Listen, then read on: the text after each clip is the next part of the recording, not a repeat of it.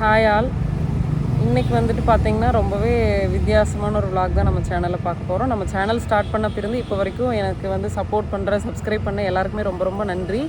நான் உண்மையாகவே ரொம்ப ரொம்ப ஹார்ட்ஃபுல்லாக தேங்க்ஸ் சொல்லிக்கிறேன். இன்றைக்கி வந்துட்டு ரேண்டமாக ஒரு அன்பிளானடாக ஒரு vlogங்க. இது என்ன vlogன்னு பார்த்திங்கன்னா நான் ஸ்க்ரீனில் இப்போ காமிக்கிறேன். நம்ம இப்போ எங்கே இருக்கோன்னா கோயம்புத்தூர் ஃபேமிலி கோர்ட்டில் தான் இருக்கிறோம். என்னோடய டிவோர்ஸ் கேஸ் வந்துட்டு பார்த்திங்கன்னா 2017 இப்போ வரைக்கும் ரன் ஆகிட்டு ஸ்டில் ரன் ஆகிட்டு தான் இருக்குது இன்றைக்கி டேட் வரைக்கும். இன்றைக்கி கூட கோர்ட்டில் வந்துட்டு ஹியரிங் முடிச்சுட்டு வெளியே வந்ததுக்கப்புறமா தான் எனக்கு இது ஷேர் பண்ணனா ஒரு 4 பேருக்கு யூஸ்ஃபுல்லாக இருக்கும் அப்படின்ட்டு தோணுச்சு. சடனாக அன்பிளானடாக ஒரு vlog பண்ணிகிட்ருக்கேன்.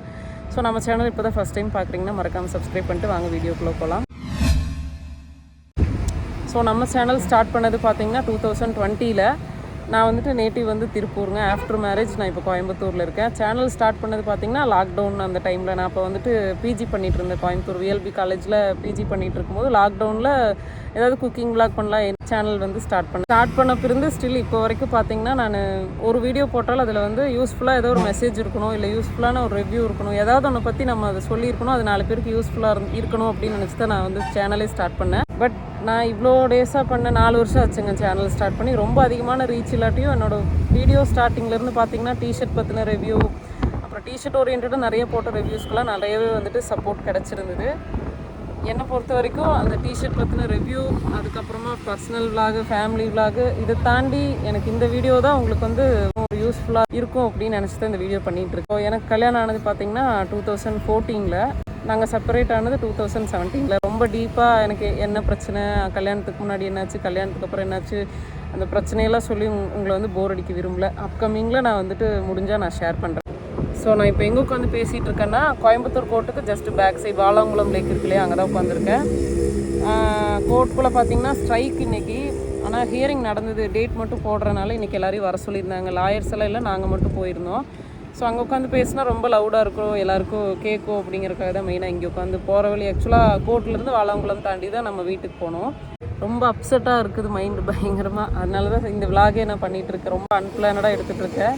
சொன்னால் அட்லீஸ்ட் ஒரு 4 பேராவது நம்மள மாதிரி முட்டாள்தனமாக இல்லாமல் கொஞ்சம் தெளிவான ஒரு முடிவு எடுப்பாங்கள்ல அப்படின்னு தோணுச்சு. அதனால தான் பண்ணுறேன். அது என்னென்னு நான் சொல்கிறேங்க. 2014 கல்யாணம், full and full arrange marriage தான். என்னோடய நேட்டிவ் வந்துட்டு பல்லடம். எங்கள் வீட்டில் நாங்கள் 2 பொண்ணுங்க, எனக்கு ஒரு அக்கா இருக்காங்க. அவங்க வந்துட்டு பொள்ளாச்சி கல்யாணம் பண்ணி கொடுத்தது. நான் வந்துட்டு கோயம்புத்தூர். ஆஃப்டர் மேரேஜ் தான் நான் கோயம்புத்தூர். இப்போனா 14 கல்யாணம், 17 பிரச்சனை. நான் கொஞ்ச நாள் அம்மா வீட்டில் இருக்கலான்னு போகிறப்ப 10 நாளில் நோட்டீஸ் வருது கோர்ட்லேருந்து. அப்போ நான் சடனாக வந்து இல்லை சடனாக ஒரு 5 நிமிஷம் யோசித்து எடுத்த முடிவு தான் இன்றைக்கி கோயம்புத்தூரில் இருக்கிற காரணம். என்ன நினச்சேன்னா, கல்யாணம் பண்ணியாச்சு, இனி ப்ளஸ்ஸோ மைனஸோ அப்பா அம்மா எப்படி நம்மளுக்கு ஏதாவது ஒன்று சொன்னால் கூட கோச்சிட்டு 4 நாளுக்கு அப்புறம் அப்பா அம்மான்ட்டு தான் மறுபடியும் போகிறோம். அந்த மாதிரி தான் நம்மளுக்கு வந்து அப்பா அம்மா எப்படியோ நம்ம லைஃப்பில் அடுத்தது ஹஸ்பண்ட். அந்த அளவுக்கு ஒரு ரொம்ப ரொம்ப ரொம்ப முக்கியமான ஒரு ஸ்பேஸில் வச்சு சரி நம்ம போகலாம், கோயம்புத்தூரே திரும்ப போகலாம், குழந்தை எடுத்துகிட்டு போகலாம், அங்கேயே இருக்கலாம், என்றைக்காவது ஒரு நாள் பிரச்சனை சரியாயிரும், நம்ம ஹஸ்பண்ட் நம்மக்கிட்ட நம்ம குழந்தைக்காக நம்மளுக்காக வந்துடுவாங்க, அங்கேயே இருக்கலாம் அப்படிங்கிற ஒரு சின்ன ஒரு லைன். அதை நினச்சி 2017 செப்பரேட் ஆனோன்னு சொன்னோம் பார்த்தீங்களா. அப்போ குழந்தைய தூக்கிட்டு தனியாக 2 வயசு குழந்தை அப்போ தான் பேசியே பழகிறேன். கை பிடிச்சி கூட்டிகிட்டு வந்தேன். இன்றைக்கி என் பையன் வந்து 4th ஸ்டாண்டர்ட் படிக்கிறான். இங்கே கோயம்புத்தூரில் தான் படிக்கிறான். இப்போ ஏஜ் பார்த்திங்கன்னா 9 ஆச்சு.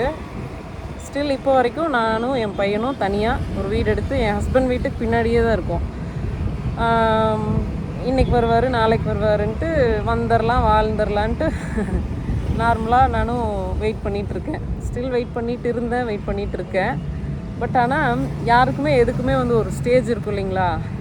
நிறைய நம்மளை வந்து ஒருத்தங்க கஷ்டப்படுத்திகிட்டே இருப்பாங்க, அவமானப்படுத்திகிட்டே இருப்பாங்க. நம்மளும் ஒரு லிமிட் இருக்குது ஒரு பொறுமைக்கு. இப்போ நான் வந்து பொறுமையாக போயிருச்சுன்னோ இல்லை நான் வெயிட் பண்ண மாட்டேன் அந்த மாதிரிலாம் நான் எதுவும் சொல்லலை. நான் வந்து என்ன இதில் இருக்கிறேன், வெயிட் பண்ணுறேன்னா வெயிட் பண்ணலையா. இப்போ நான் வந்துட்டு ஃபுல் அண்ட் ஃபுல் எதையும் சொல்லவும் முடியல. கேஸ் ரன்னிங்கில் இருக்கிறனால 7 வருஷமாக பார்த்திங்கன்னா கோர்ட்டில் கேஸ் வந்து ரன்னிங்கில் இருக்குது. கோர்ட்டு கேஸு, அப்புறம் ஹஸ்பண்ட் கூட இல்லைனாலே ஒரு வார்த்தை ஒன்று சொல்லுவாங்க, சிங்கிள் பேரண்ட். எனக்கு அது ப்ரௌடாக தான் இருக்குது. நான் வந்து எந்த இடத்துலையும் நான் சிங்கிள் பேரண்ட், நான் தனியாக வளர்க்குறேன், நான் ஃபீல் பண்ணதே இல்லை. அதாவது எடுத்தோன்னா அந்த இது அந்த மெச்சூரிட்டிக்கு வந்துடல. நான் நிறைய இடங்கள்ல நான் ஃபீல் பண்ணியிருக்கிறேன். இப்போவும் ஒரு சில விஷயத்துக்காக நான் ஃபீல் பண்ணிட்டு தான் இருக்கிறேன். எனக்கு வந்து என் குழந்தைக்கு எல்லாமே பண்ண முடியுது, ஆனால் அந்த ஒரு கேப் மட்டும் ஃபில் பண்ண முடியலையே அப்படின்னு ஒரு கவலை இருந்துகிட்டே தான் இருக்குது. நான் எவ்வளோ பண்ணாலும் எனக்கு அது வந்து போகாது. நாட் ஈஸி, ரொம்ப ரொம்ப ரொம்ப கஷ்டம். பிகாஸ் நான் வந்து I'm not prepared for a single woman.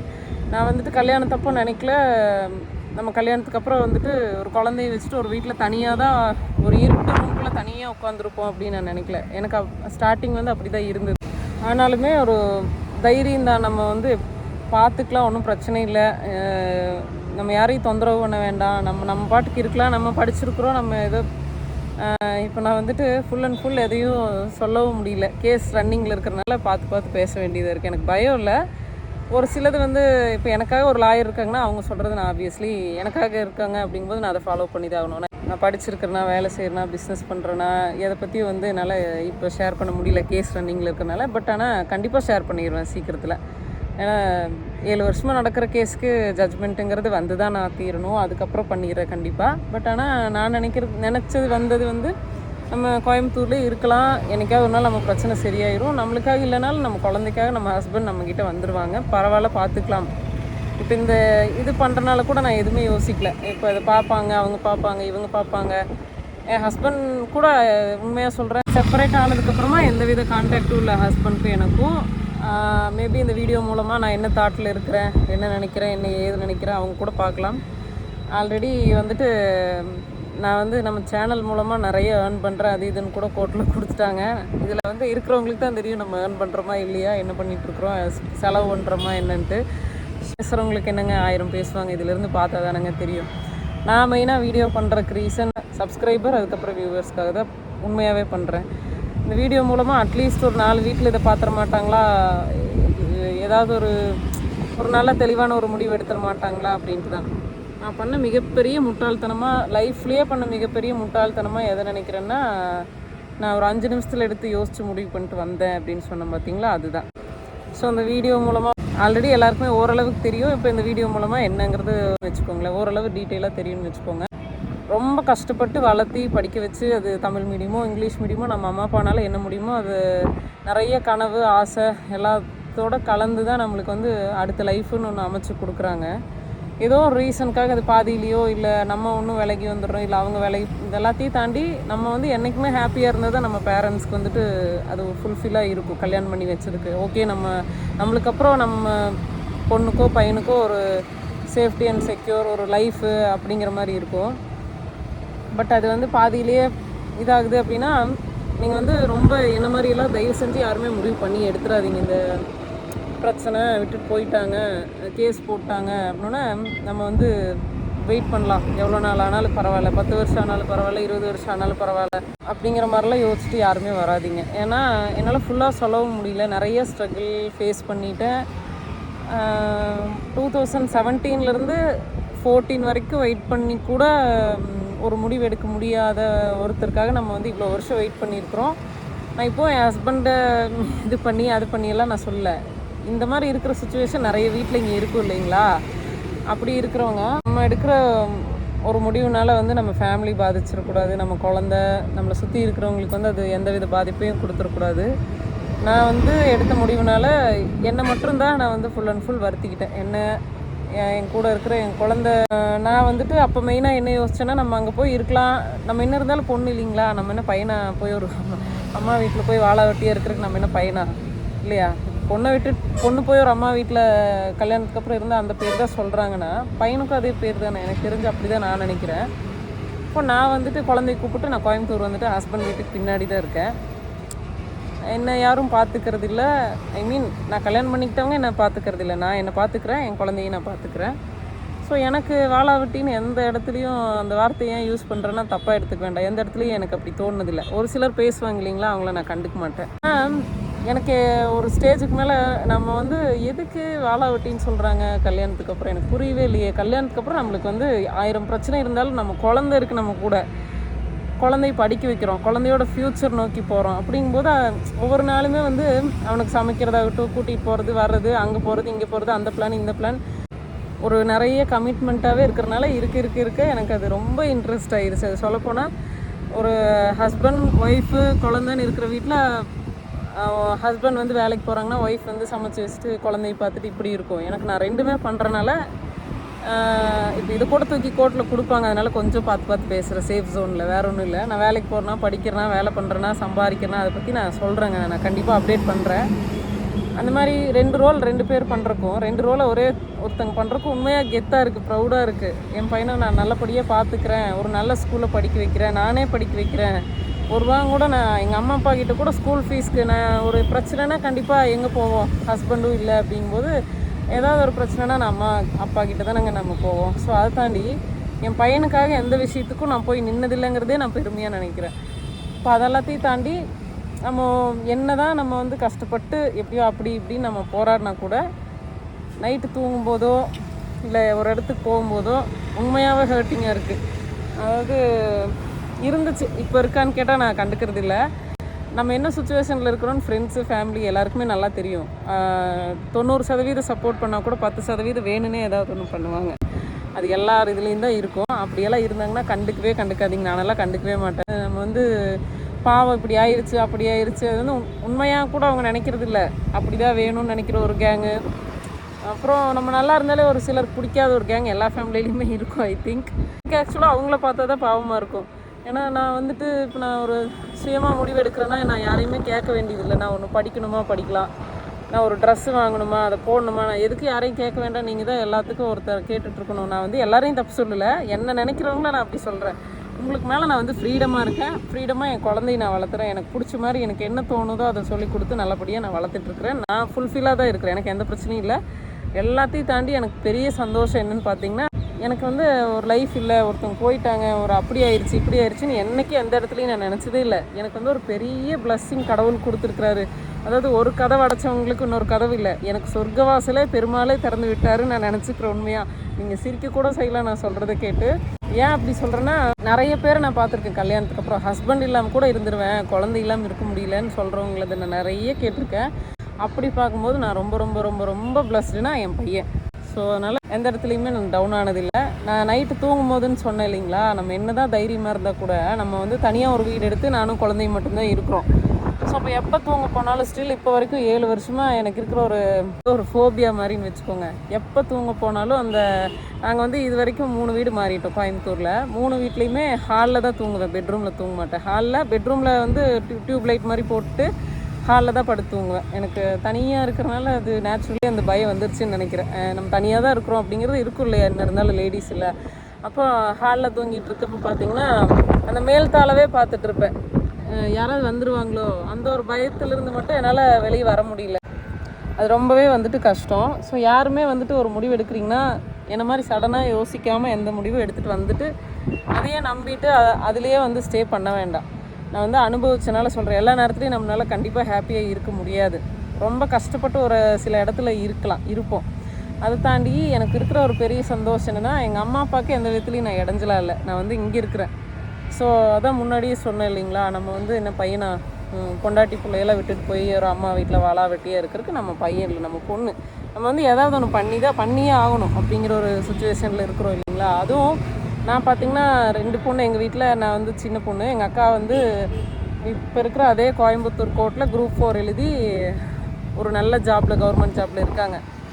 எனக்கு வந்து கோர்ட்டில் கேஸ் 7 வருஷமாக நடக்குது. எங்கள் அம்மா அப்பாவோட மைண்ட் செட் யோசிச்சு பாருங்கள். ஒரு பொண்ணு அப்படி இருக்குது, ஒரு பொண்ணு இப்படி இருக்குது.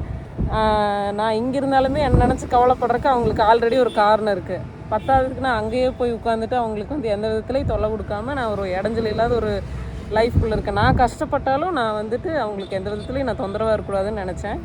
அதை தாண்டி என்னோடய கேஸ் பார்த்திங்கன்னா கிட்டத்தட்ட 7-8 வருஷமாக நடக்குதுன்னு சொன்னேன் இல்லையா. ஒரு ஹியரிங் கூட நான் எங்கள் அம்மா அப்பாவை நான் கூட்டிகிட்டு போனதில்லை. அதில் நான் ரொம்ப ஸ்ட்ராங்காக தெளிவாக இருந்தேன். இப்போ மெயினாக விளாக் பண்ணுற காரணமே அதுதான். இப்போ நான் வந்துட்டு பார்த்திங்கன்னா ஸ்டார்டிங் என்னோடய ஹியரிங் வந்து செப்டம்பர் 10ன்னு நினைக்கிறேன், 10ஆ 9ஆ ஞாபகம் இல்லை, 9 2017 ஃபஸ்ட்டு ஹியரிங் போகிறேன். அப்போ மைண்டில் என்ன தாட்னா செப்டம்பர் 4 என்னோடய வெட்டிங் டே. செப்டம்பர் 4 2014 நம்ம நினச்சி பார்த்துருப்போமா இப்படி வந்து இங்கே 4 வருஷத்தில் 3 வருஷத்தில் நம்ம இங்கே வந்து நிற்போன்னு நினச்சி பார்த்துருப்போமா அப்படிங்கிற ஒரு இதுலேயே வந்தேன். நானே அது பல பிரச்சனையை தாண்டி ஹியரிங் வர நானே அப்படி நினைக்கிறேன்னா, என் கூட எங்கள் அம்மா அப்பா ஒரு வேளை வந்திருந்தாங்கன்னா அவங்க மைண்ட் செட் எப்படி இருந்திருக்கும். ஸோ அதை யோசிச்சுட்டு தான் அப்போ முடிவு பண்ணேன், டிவோர்ஸ் வரைக்கும் போனாலும் நம்ம கையெழுத்து போட்டு கொடுத்தாலும் ஜட்ஜ்மெண்ட்டில் டிவோர்ஸ்னு வந்தாலும் எந்த சுச்சுவேஷன்லையும் நம்ம அம்மா அப்பாவை வந்து இங்கே கூட்டிகிட்டு வரக்கூடாது. கூப்பிட்டு வந்து அவங்க என்னங்க நினைப்பாங்க, அங்கே உட்காந்துட்டு நம்ம பொண்ணுக்கு இன்னும் வெயிட் பண்ணி நல்ல வக்கமாக கல்யாணம் பண்ணி கொடுத்துருக்கலாம், இல்லை ஒரு நல்ல ஒரு லைஃப் அமையாமல் போச்சு, இப்படி ஆயிடுச்சு, இப்படி சோகமாக தான் நாங்கள் உட்காந்து நினைப்பாங்க. ஏதாவது என்ன அவார்டு வாங்குறக்க நம்ம கூட்டிகிட்டு போயிருக்கோம். ஸோ அதனால் நான் வந்துட்டு கூட்டிகிட்டு போனதில்லை, ஒரு வாட்டி கூட கூட்டிகிட்டு போனதில்லை. ஈவன் நாளைக்கு ஃப்யூச்சரில் என்ன வேணால் நடக்கலாம், ஜட்ஜ்மெண்ட்டில் கூட என்னாவது வரலாம், ப்ளஸ்ஸாகவும் வரலாம், நெகட்டிவாகவும் வரலாம், எல்லாத்துக்குமே நான் ரெடி, எனக்கு ஒன்றும் பிரச்சனை இல்லை. ஸோ நான் என்ன சொல்ல வரேன்னா, கோர்ட்டில் ஹியரிங் போகுதுன்னா தயவு செஞ்சு அந்த இடத்துக்கு பேரண்ட்ஸ் கூட்டிகிட்டு போகாதீங்க. அங்கே வந்து உட்காந்துட்டு எத்தனை பேர் 7 வருஷத்தில் நான் பார்த்துட்டேன், அவ்வளோ அழுவாங்க, ஃபீல் பண்ணுவாங்க, சோகமாக உட்காந்துருப்பாங்க. பொண்ணை கல்யாணம் பண்ணி கொடுத்தவங்க மாப்பிள்ளை ஒரு சைடு பிரச்சனை, மாப்பிள்ளை அந்த சைடு இருக்கிறவங்க பொண்ணு ஏதாவது பிரச்சனை பண்ணி, இப்படி தான் நிறையா நான் பார்க்குறேன். நம்ம எந்தெந்த இடத்துக்கு இப்போ ஒரு ஹஸ்பண்ட் இல்லைனாலும் ஒய்ஃப் இல்லைனாலும் நம்ம தனியாக போகிறோம். ஏன் கோர்ட்டுக்கு மட்டும் என் பேரண்ட்ஸோடு வரீங்கன்னு எனக்கு புரியல. சரி, அது உங்கள் இஷ்டம், தனியாக எங்கேயும் விட மாட்டாங்கன்னு ஒரு சிலர் சொல்லுவாங்க. தனியாக நம்ம எங்கேயுமே போகிறது இல்லையா, யோசிச்சு பாருங்கள். அப்போ அங்கே வந்து கூட்டிகிட்டு வராதிங்கன்னா சுயநலமாக சொல்கிறேன்னு கூட எடுத்துக்கோங்க, நீங்கள் எப்படி எடுத்துக்கிட்டாலும் ஓகே. பட் எனக்கு தெரிஞ்சு அட்லீஸ்ட் ஒரு 4 பேராவது ஆமாம் இல்லை கரெக்ட் இல்லை கூட்டிகிட்டு போனால் ஃபீல் பண்ணுவாங்கல்லன்ட்டு கூட்டிகிட்டு போகாதீங்க. எனக்கு அப்படி தான் தோணுச்சு. நம்ம வந்து என்ன அவார்டாக வாங்க வந்திருக்கோம், இந்த இடத்துக்கு கூப்பிட்டு வரோம். அப்போது நான் 2017 ஒரு போனப்போ நான் இங்கே குழந்தைய தூக்கிட்டு வந்தேன்னு சொன்னேன் பார்த்தீங்களா, ஒரு 2 வருஷம் அப்படி இப்படின்ட்டு எனக்கு போனதுக்கப்புறமா நான் என்ன பண்ணேன்னு சொல்லலை, நான் அப்புறமா சொல்கிறேன். கேஸ் வந்துட்டு ரன்னிங்கில் இருக்கனால ஃபுல்லாக பேச முடியல என்னால். ஸோ ரொம்ப ஸ்ட்ரகிளில் இருக்கிற டைமில் எனக்கு வந்து திரும்ப பிஜி பண்ணலாம் அப்படின்னு தோணுது. அப்போது நான் இருக்கிறது கோவை புதூர் நியர் தான். ஸோ விஎல்பி ஜானகிமல் காலேஜில் வந்துட்டு எம்எஸ்சி அப்ளை பண்ணும்போது பையன் பார்த்திங்கன்னா எல்கேஜி போகிறான். அவனை கொண்டு போய் ஸ்கூலில் விட்டு நான் எம்எஸ்சி பண்ணி நான் டிகிரி சர்டிஃபிகேட் கையில் வாங்கும்போது கான்வெகேஷன் அப்போ எங்கள் அம்மா அப்பா என் கூட இருக்கணும்னு ஆசைப்பட்டு நான் கூட்டிகிட்டு வந்தேன். எங்கள் அம்மா அப்பா வந்து அந்த மாதிரி இடத்துல தான் நான் நிறுத்தணும்னு ஆசைப்பட்றேன். ஸோ என்ன மாதிரி இருங்க, நீங்கள் இப்படி பண்ணுங்கள், நான் அப்படி சொல்கிறக்கு எனக்கு ரைட்ஸ் கிடையாது. அங்கே கூட்டிகிட்டு போங்க இங்கே கூட்டிகிட்டு போங்கன்னு நான் சொல்ல வரல. நான் மீன் பண்ணுறது இந்த மாதிரி ஒரு இடத்துக்கு அம்மா அப்பாவை கஷ்டப்படுத்தி கூட்டிகிட்டு வராதிங்க, அதுதான் நான் சொல்ல வரேன். அதை தாண்டி குழந்தைங்கள கூப்பிட்டு வரீங்க அப்படின்னா ஒரு சில ஹியரிங்கில் ஒரு சில கோர்ட்குள்ளே பார்த்திங்கன்னா ஜட்ஜே வந்து கூட்டிகிட்டு வாங்க பார்க்கணுங்கிற மாதிரி ஒரு சில கேசஸ் இருக்குது. அதை தாண்டி அட்வொகேட்ஸ் ஒரு சிலர் கூட்டிகிட்டு வாங்க அப்போ தான் அங்கே தெரியும்னு நம்மக்கிட்ட ட்விஸ்ட் பண்ணுவாங்க. அது நல்லதுக்கும் இருக்குது கெட்டதுக்கும் இருக்குது. ஒரு சில இதில் வந்துட்டு ஹியரிங்கில் ஒரு சில கேசஸில் எப்படி இருக்குன்னா, ஹஸ்பண்ட் வந்து பார்க்க விருப்பப்படுவாங்க, கூட்டிகிட்டு வாங்க, அப்புறம் நம்மளை இன்ஃப்ளூயன்ஸ் பண்ணுவாங்க. குழந்தை மேலே பிரியும் பாசமே இருக்காது, நம்மளை ட்விஸ்ட் பண்ணி விட்றக்காக என்னென்னலாம் வரும்னா, குழந்தை கண்ணில் காமிக்கிறதே இல்லை, குழந்தைக்கு வேலை இல்லையா, ஸ்கூலுக்கு போயிருக்கோம், குழந்தை காமிக்கிறதே இல்லை, மன உளைச்சலாகிடுச்சு. அதெல்லாம் ஒரு சில கேஸெல்லாம் பார்த்திங்கன்னா ரொம்ப சிரிப்பாக வரும். ஸ்டார்டிங் வந்து ரொம்ப கஷ்டமாக இருந்தது. நம்ம வந்து இப்படி ஒரு இடத்துக்கு போகிறோம், ஸ்கூல் போனால் காலேஜ் போனால் வேலைக்கு போனால் இன்றைக்கி இப்படி ஒரு இடத்துக்கு வந்திருக்கிறோம், அப்படி இருந்தது. பழகிருச்சு 7 வருஷத்தில். எந்த ஜன்னல் எங்கே இருக்குது, எந்த செவர் எங்கே, எவ்வளோ செங்கல் வச்சு கட்டியிருக்காங்கங்கிற அளவுக்கு அவ்வளோ வந்து பழகிருச்சுன்னு தான் சொல்லணும். ஏன்னா 8 வருஷமாக நடந்துகிட்ருக்கு இல்லைங்களா. அப்போது ஸ்டார்டிங்கில் பயமாக இருந்த எனக்கு வந்துட்டு அதுக்கப்புறம் அது பழகிருச்சு. இப்போ குழந்தைய கூப்பிட்டு வரனால தான் கேஸ்க்கு ஒரு ப்ளஸ்ஸு, இல்லை அதனால ஜட்ஜுக்கு கொஞ்சம் புரிய வைக்கலாம், அந்த மாதிரி என்னாவது யோசிச்சிங்க. பட் ஒரு சில கோர்ட்டுக்குள்ளே கூட்டிகிட்டு வரக்கூடாதுன்னு தான் சொல்லுவாங்க. அப்படி ஒரு வேளை குழந்தை லீவ் போட்டெல்லாம் நிறைய கூட்டிகிட்டு வருவாங்க, கை குழந்தையிலேருந்தெல்லாம் இங்கே கூட்டிகிட்டு வராங்க. நிறைய கூட்டமாக இருக்கும் பார்த்திங்கன்னா, அந்த ஃபேமிலி கோர்ட்டுக்குள்ளேயே அவ்வளோ க்ரௌடாக இருக்கும். அப்படி கூட்டிகிட்டு வரும்போது ஸ்கூல் யூனிஃபார்மோடு கூட்டிகிட்டு வந்தால் மட்டும்தான் அவங்க கண்ணுக்கு வந்து அந்த குழந்த ஸ்கூலுக்கு போகிற குழந்த அதை கூப்பிட்டு இன்னைக்கு கோர்ட்டுக்கு வந்திருக்காங்க அப்படிங்கிறது உண்மையாக அவங்களுக்கெல்லாம் புரியுது. இல்லைன்னா அது வரைக்கும் கண்டுக்கிறது இல்லை. அந்த குழந்தை லீவ் போட்டு வந்தாலும் சரி, சாப்பிடுச்சா இல்லையா, பக்கத்தில் ரெஸ்ட் ரூம் இருக்கா, எதுவுமே தெரியாது.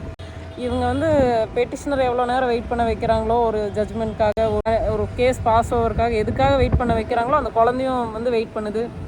சாப்பிடாமல் தூங்காமல், ஒரு ரெஸ்ட் ரூம் போகாமல், ரொம்ப கொடுமையாக இருக்குதுங்க இதெல்லாம் வந்துட்டு பார்க்கும்போது. நான் வந்து இப்போ மெயினாக அந்த விளாக் பண்ணுற காரணம் என்னென்னா, என்ன மாதிரி முட்டாள்தனமாக யாரும் முடிவெடுத்துட்டு இங்கே வந்து இப்போ ஹஸ்பண்ட் ஊர்லேயே நம்ம இருக்கலாம், என்னைக்காவது ஒரு நாள் வந்துடுவாங்கன்னு முட்டாள்தனம்னு தோணுனா கூட ஒரு அதில் என்ன ஒரு சந்தோஷம்னா, நம்ம வந்து பையன் இல்லை போய் வாழா வெட்டிய ஒரு வீட்டில் அம்மா வீட்டில் இருக்கிறதுக்கு, நம்ம பொண்ணு நம்ம வாழ்ந்தே ஆகணுங்கிற ஒரு சுச்சுவேஷன். அவர் வருவார் வரமாட்டார் அதெல்லாம் அப்புறம் தான். நான் ஏன் அப்படி சொல்கிறேன்னா, நிறைய அப் அண்ட் டவுன்ஸு ஃபேஸ் பண்ணியாச்சு. நிறைய விதமான தாட்ஸ் எல்லாம் எனக்கு இருக்கிற நேரம் இல்லாமல் இருந்துக்கலாங்கிற அளவுக்கு நான் யோசிச்சிருக்கேன்.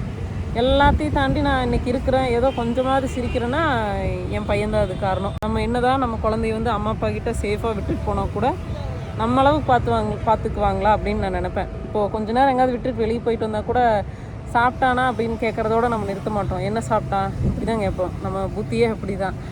அதாவது ரொம்ப செல்ஃபிஷாக இருப்போம் குழந்தை விஷயத்தில். நம்ம அளவுக்கு நம்ம குழந்தைய வந்து யாருமே பார்த்துட முடியாது. அந்த ஒரு ரீசனுக்காக தான் நான் இருக்கவே செய்கிறேன். சொல்கிறக்கு என்னங்க, எவ்வளோ பிரச்சனை ஃபேஸ் பண்ணியாச்சு. சின்ன சின்ன விஷயத்துக்கெல்லாம் வந்து சூசைட் பண்ணிக்கலாம்னு நினச்ச ஒரு ஆள் இல்லை நான். ரொம்ப டிப்ரெஷன் அட் த எண்டு வரைக்கும்லாம் கூட போயாச்சு. ஆனாலும் ஒன்றும் பிரச்சனை இல்லை, பார்த்துக்கலாம், இதுதானே நம்மளுக்கு நம்ம பார்க்காத பிரச்சனையா. நம்ம வந்து ஒன்று நம்மளுக்கு ஒன்று இல்லை, நம்ம கூட ஒருத்தங்க இல்லை அப்படின்னு நினச்சிட்டு அதை சொல்லி அம்மா அப்பா கிட்டே எந்த வித ஹெல்ப்பும் கேட்கக்கூடாது. நம்ம பையனுக்கு வந்து என்னை எப்படி பார்க்குறோனோ அதுதான் அவனுக்கு. ஸோ சொல்லி வளரக்கூடாது, தன்னால் அவனுக்கு தெரியணும். செல்ஃபாக இருக்கணும்னு நினைக்கிறேன், தைரியமாக இருக்கணும்னு நினைக்கிறேன். கண்டிப்பாக அம்மா அப்பாவுக்கு எந்த விதத்துலேயும் தொந்தரவு கொடுக்காமல் இருக்கணும்னு நினைக்கிறேன். இப்போ பொதுவாக வந்து தாலினா ஒரு பையன்தான் வந்து ஒரு பொண்ணுக்கு கட்டுவாங்க இல்லைங்களா. ஒரு பொண்ணு வந்து எந்த காலத்துலேயும் பையன்கிட்ட போய் கழுத்து நீட்டுன்னு கட்டிட மாட்டாங்க. என்ன பிரச்சனைனாலும் கோர்ட்டு கேஸுன்னு அலையிறவங்களுக்குலாம் வந்துட்டு மெயின்டெனன்ஸ்லாம் போடுறாங்க இல்லைங்களா. அது வந்துட்டு ஒரு பொண்ணு தான் பையன்கிட்ட கேட்கும்.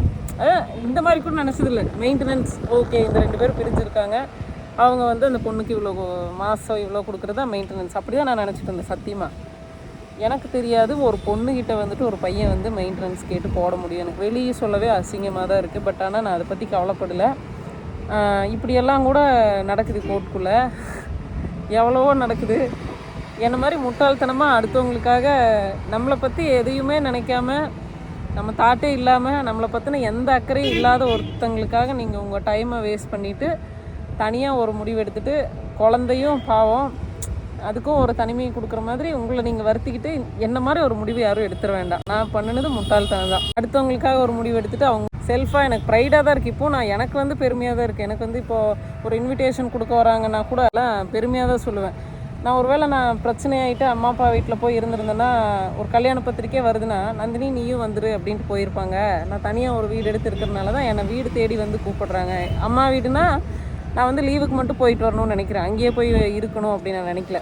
அதாவது ஒரு சில பசங்களாம் வந்து ஒய்ஃபு குழந்தை கூட பிரச்சனை வந்துட்டு அவங்க அம்மா வீட்டில் போய் வாழா வெட்டியாக இருக்காங்க இல்லைங்களா. நான் வந்துட்டு அப்படி இருக்கணும்னு நினைக்கல. நான் வந்துட்டு அம்மா அப்பாவுக்கு சந்தோஷத்துக்கு கொடுக்குறோமோ இல்லையோ கஷ்டத்துக்கு கொடுக்கக்கூடாது. அங்கே போய் இருந்துட்டு நம்மளுக்கே ஒரு டைமுக்கு மேலே தோணிடும், நம்ம ஒரு இந்த மாதிரி ஒரு நிலமையில தான் இங்கே இருக்கிறோம்.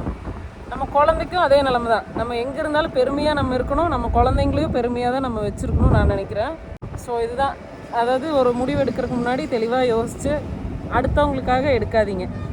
உங்களுக்காக மட்டுமே, உங்கள் குழந்தைக்காக, உங்கள் லைஃப்காகவே மட்டும் எடுங்க. இப்போ அதனால் இப்படி ஆயிடுச்சா அப்படி ஆயிடுச்சா, நான் வந்து எதையும் இப்போ வந்து இழக்கலை, எதையும் எனக்கு கிடைக்கவும் இல்லை. நான் என்ன சொல்ல வரேன்னா, எனக்கு இவ்வளோ நாள் 7 வருஷத்தில் தோணாது முட்டாள்தனமாக ஒரு முடிவு எடுத்துருக்கிற நந்தினி அப்படின்னு எப்போ தோணுச்சுன்னா, என்கிட்ட அவங்க வந்து மெயின்டெனன்ஸ் கேட்டு போட்டப்போ தான். சொல்லவே எனக்கு சிரிப்பாக வருது. நான் வந்து அதுக்கு வந்து ரீசன் வேறு போட்டிருக்காங்க. என் ஒய்ஃப் வந்து மந்த்லி 40,000 50,000 சம்பாதிக்கிறாங்க, அதனால் எனக்கு இவ்வளோ கொடுங்கன்னா, ஏன்னா அவங்க விட்டுட்டு போயே 2017 விட்டுட்டு போயாச்சு. எந்த ஒரு இன்கமும் ஹஸ்பண்ட் சைட்லேருந்து எனக்கு ஒரு ரூபா கூட ஈவன். நான் என்னை பார்த்துக்கிறேன், என் குழந்தைய பார்க்குறேன். எப்படி அந்த இதில் மெயின்டெனன்ஸ் போட்டாங்க நினைக்க எனக்கு சிரிப்பாக வருது. இந்த மாதிரி ஏகப்பட்ட கேஸ் வந்து கோர்ட்டில் நடந்துகிட்ருக்கு. ஓப்பனாக ஹானஸ்ட்டாக சொல்கிறேன், 90s கிட்ஸ் என்னோடய ஃப்ரெண்ட்ஸ் அண்ட் ஃபேமிலிக்குள்ளே இருக்கிற பசங்களுக்கு, நல்ல பசங்களுக்கு பொண்ணு கிடைக்கிறதில்ல.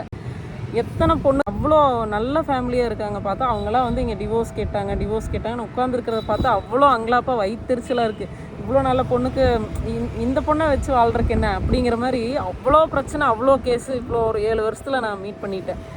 ஸோ அவ்வளோதாங்க, இந்த விளாக் இதோடு நான் முடிச்சுக்கிறேன். ஸோ கல்யாணங்கிறது இப்போ இவ்வளோ பிரச்சனை, அதனால் ஐயோ இதெல்லாம் கேட்டால் கல்யாணமே பண்ணுறதுக்கு தோணும். அதனால சத்தியமாக நினைக்காதீங்க. யாராவது பேச்சுலராக இருக்கிறவங்க பார்த்தீங்கன்னா, கல்யாணங்கிறது ரொம்ப ரொம்ப ரொம்ப இம்பார்ட்டன்ட் லைஃப்க்கு. நம்ம யாரை கல்யாணம் பண்ணிக்கிறோம் அப்படிங்கிறதுல தான் இருக்குது, சரிங்களா. அதனால் இப்போ லவ் மேரேஜோ அரேஞ்ச் மேரேஜோ, இன்னொரு இதுவும் சொல்லிகிட்டே போகலாம், அவ்வளோ இருக்குது. அதாவது பொண்ணு பார்த்துட்டு போனதுக்கப்புறம் நிச்சயமாகுது.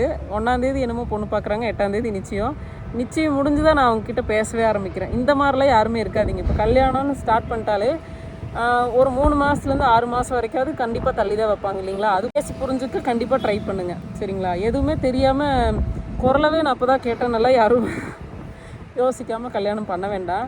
அனுபவத்தில் சொல்கிறேன்னு வச்சுக்கோங்க. யோசித்து கல்யாணம் பண்ணுங்க, கல்யாணம் பண்ணாமல் யாரும் இருக்கக்கூடாது. கல்யாணங்கிறது ரொம்ப இம்பார்ட்டன்ட். எனக்கு இப்போவும் வெயிட் பண்ணி தான் நான் வந்து ஆக்சுவலாக கோயம்புத்தூர் கிளம்பி வந்தது. இன்றைக்கி இல்லைனாலும் என்னைக்காவது ஒரு நாள் என் பிரச்சனை சரியாயிடும் அப்படின்னு நினச்சி தான் வந்தேன். இப்போ எனக்கு என்ன மைண்ட் செட்டில் இருக்குன்னா, எனக்கு என் பிரச்சனை சரியாகாட்டி கூட பரவாயில்ல. 21 வயசில் நான் தனியாக இருக்க ஆரம்பித்தேன். என்னால் 51 வயசில் கூட தனியாக வாழ்ந்துட முடியும், எனக்கு நம்பிக்கை இருக்குது. அதுக்கப்புறம் சேனல் பண்ணுறேன், ஒரு சிலது என்ன பண்ணுறேங்கிறத இந்த வீடியோவில் என்னால் சொல்ல முடியல. கேஸ் ரன்னிங்கில் இருக்குது, அப்கமிங்கில் கண்டிப்பாக அப்டேட் பண்ணுறேன். நான் இப்போ பண்ணுற இந்த பர்சனல் வீடியோ ஐ திங்க் எனக்கு கடைசியாக இருக்கட்டும்னு நான் நினைக்கிறேன். யாரையும் வந்துட்டு இந்த வீடியோ மூலமாக நான் வந்து ஒரு மெசேஜ் கொடுக்கணும், அது யூஸ்ஃபுல்லாக இருக்கணும்னு தான் நான் நினைக்கிறேன். இதை பற்றி பேசி யாரையும் நான் போர் அடிக்க விரும்பலை. நீங்கள் வந்து 4 வருஷமாக என் சேனலை சப்ஸ்கிரைப் பண்ணி போடுற வீடியோலாம் பார்க்குறீங்க. ஒரு 17K + சப்ஸ்கிரைபர் இருக்கீங்க. என்ன ஓரளவுக்கு தெரியும், ஷார்ட்ஸில் வீடியோவில் பார்க்குறீங்க, ஓரளவு என்ன தெரியும் அப்படின்னா வியூவர் மட்டும் இருப்பீங்க இல்லையா சப்ஸ்கிரைப் பண்ணாமல். அவங்க வந்து தயவு செஞ்சு நான் ஒன்று ரெக்வஸ்ட்டாக கேட்டுக்கிறேன். இந்த வீடியோ பார்த்து தயவு செஞ்சு என்ன பாவம் இவங்க வந்து குழந்தைய வச்சு தனியாக இருக்காங்க அதனால் சப்ஸ்கிரைப் பண்ணலான்னு தயவு செஞ்சு பண்ணாதீங்க. நான் வந்து ஸ்டார்டிங்கில் ப்ரீவியஸாக பார்த்தீங்கன்னா ஒரு 100-150 வீடியோ கிட்ட யூஸ்ஃபுல்லான ரிவ்யூஸ் பற்றி தான் நான் வீடியோ பண்ணியிருக்கேன். இனி அப்கமிங்கில் வரதும் கண்டிப்பாக யூஸ்ஃபுல்லாக இருக்கிற வீடியோ மட்டும்தான் உங்களுக்கு நான் அப்லோட் பண்ணுவேன். ஏதாவது ஒரு மெசேஜ் இருக்கிற வீடியோ தான் நான் போடுவேன். அதை பார்த்து நீங்கள் சப்ஸ்கிரைப் பண்ணுங்கள். இது நான் ஏன் இப்படி சொல்கிறேன்னா, நான் சிம்பிளாக ஒரு எக்ஸாம்பிள் சொல்லிக்கிறேன். ரீசெண்டாக ஸ்கூல் ஃபீஸ் பே பண்ண போனப்போ பார்த்தீங்கன்னா, நீங்கள் தான் சிங்கிள் பேரண்ட்டாச்சே, நீங்கள் அதவே போய் கரஸ்பாண்டன்ட் கிட்ட சொன்னீங்கன்னா கொஞ்சம் கம்மி பண்ணிக்குவாங்கல்ல. எனக்கு புரியல. 2 வயசாக இருக்கும்போது நாங்கள் பிரிஞ்சுட்டோம்.